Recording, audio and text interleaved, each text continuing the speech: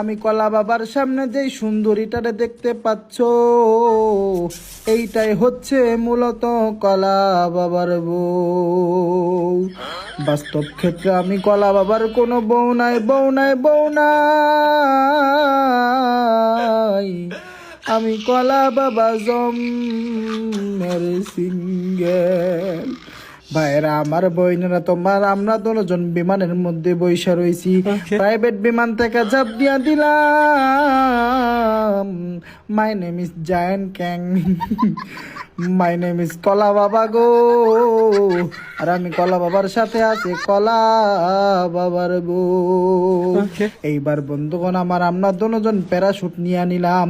Parachute থেকে আমি কলা বাবা নাইমা গেলাম, সাথে আমি কলা বাবার বউ নাইমা গেল।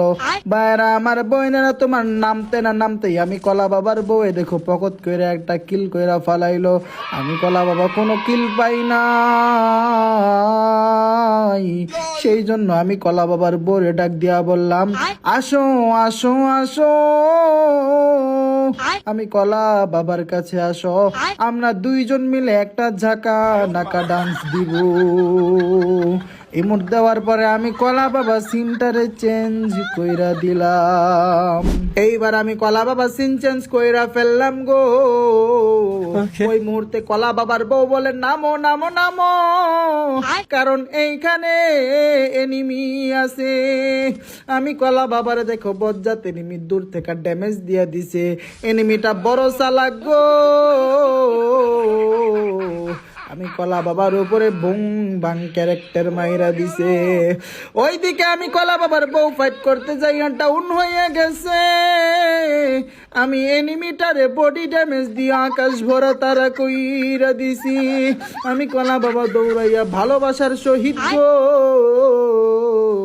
কলা বাবার বউরে রিভাইভ কইরা দিছি।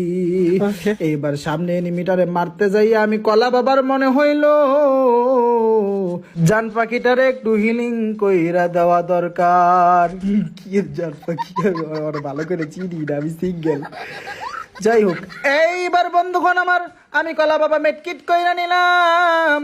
সামনের এনিমিটারে আকাশ ভরা তারা করতে গেছিলাম, একটু হইলেই ভয় রাখছিলাম। ওই কঠিন মুহূর্তে কলা বাবার বউ সামনে একটা ওয়াল ফালাই আমার হিল কইরা দিল।